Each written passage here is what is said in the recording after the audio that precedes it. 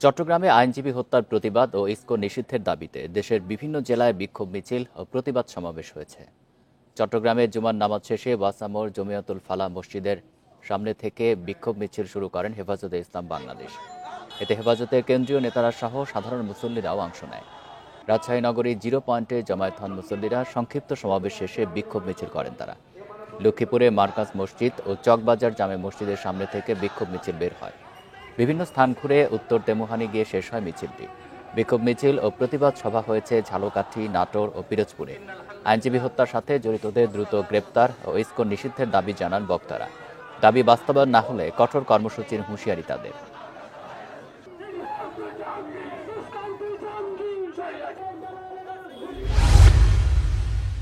ইসকনকে নিষিদ্ধের দাবি জানিয়েছে হেফাজতে ইসলাম। সরকার ও আদালত গড়িমসি করলে বৃহত্তর আন্দোলনের হুঁশিয়ারি তাদের।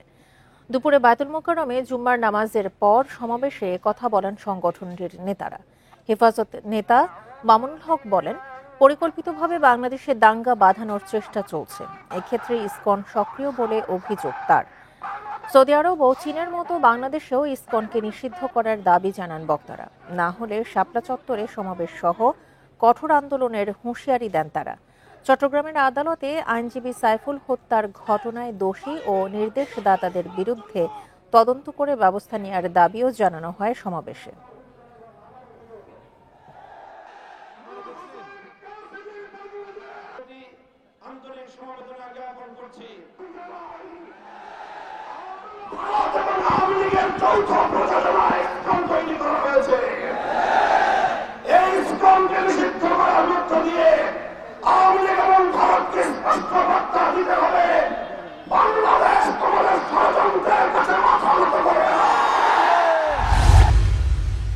শেরপুরে মুর্শিদপুর পীরের অনুসারীদের দরবার দখলের চেষ্টাকে কেন্দ্র করে এলাকায় উত্তেজনা বিরাজ করছে। পরিস্থিতি নিয়ন্ত্রণে পুলিশের পাশাপাশি সেনাবাহিনী, বিজিবি, র্যাব ও আনসার সদস্যরা দরবার এলাকা ঘিরে রেখেছে। এর আগে মঙ্গলবার মুর্শিদপুর পীরের দরবারে হামলা ও অগ্নিসংযোগের ঘটনা ঘটে। এর সময় আহত একজন পরদিন চিকিৎসাধীন অবস্থায় মারা যায়। এর প্রতিবাদে বুধবার দরবারে আবার হামলা, ভাঙচুর, অগ্নিসংযোগ ও লুটপাটের ঘটনা ঘটে। এ সময় দরবারের খাদেম ও অনুসারীরা পালিয়ে যাওয়ায় কোনো হতাহতের ঘটনা ঘটেনি।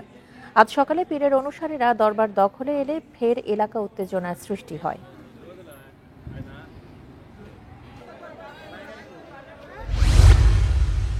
দেশের সব আদালত ও ট্রাইব্যুনালে নিরাপত্তা জোরদার করার নির্দেশ দিয়েছে সুপ্রিম কোর্ট। বৃহস্পতিবার এই বিষয়ে সুপ্রিম কোর্ট প্রশাসন শাখার registrar general doctor Aziz Ahmed ভূঁইয়ার সই করা স্মারক জারি করা হয়েছে। স্মারকে বলা হয়েছে, সম্প্রতি সুপ্রিম কোর্ট প্রাঙ্গণে নজিরবিহীন ও অনভিপ্রেত ঘটনা ঘটেছে। একই সাথে জেলা আদালতেও অনাকাঙ্ক্ষিত পরিস্থিতির সৃষ্টি হয়েছে। এসব বিষয়ে প্রধান বিচারপতি গভীরভাবে উদ্বিগ্ন। আইনের শাসন ও ন্যায় বিচার নিশ্চিত করা এবং আদালতের ভাবমূর্তি বজায় রাখতে আদালত সংশ্লিষ্ট সবার সার্বিক নিরাপত্তা নিশ্চিত করার দরকার। এ বিষয়ে অবিলম্বে প্রয়োজনীয় পদক্ষেপ নেওয়ার জন্য সংশ্লিষ্ট সব কর্তৃপক্ষকে নির্দেশ দিয়েছেন প্রধান বিচারপতি।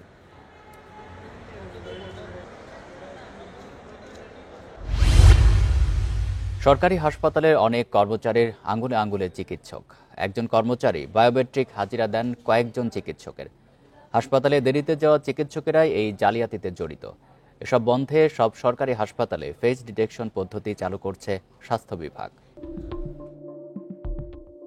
ফরিদপুরের সদরপুর উপজেলা স্বাস্থ্য কমপ্লেক্স। এই হাসপাতালের স্বাস্থ্য সহকারী আরিফুল ইসলাম বায়োমেট্রিক মেশিনে আঙুলের ছাপ দিতে বললে রাজি হন। ব্যবহার করলেন ডান হাতের তর্জনী। এবার অন্য আঙুলের ছাপ দিতে বলা হলে রাজি হলেন না। আপনি একটু অন্য ফিঙ্গারগুলো স্যারের অনুমতি নিয়ে আমি স্যারের অনুমতি নিচ্ছি। এরপর আশ্রয় নিলেন উপজেলা স্বাস্থ্য কর্মকর্তা ডাক্তার উমর ফয়সালের কক্ষে। আরিফুল একা 3 জনের আঙুলের ছাপ দেন এমন তথ্য ডাক্তার ফয়সালকে জানালে সত্যতা যাচাই না করেই কর্মচারীর পক্ষ নিলেন তিনি। আপনি একটু ফিঙ্গারটা দেন। বাবা আপনার সামনে কেন সে ফিঙ্গার দিবে? আপনি আমাকে কেন দিবেন না? একটা অভিযোগ উঠেছে, কেন দিবেন না? বাবা শুনেন, আপনার ফিঙ্গারটা আবার দেন। আবারও আরিফুলকে তার বাকি আঙুলের ছাপ দিতে বললে ঘুরতে থাকেন পুরো হাসপাতাল। 2টা ফিঙ্গার দিয়েছেন তো, বাকি ফিঙ্গারগুলো দেন। ভাই, কয়জনের ফিঙ্গার আপনি একা দিতেন? কতক্ষণ ঘুরবেন এভাবে?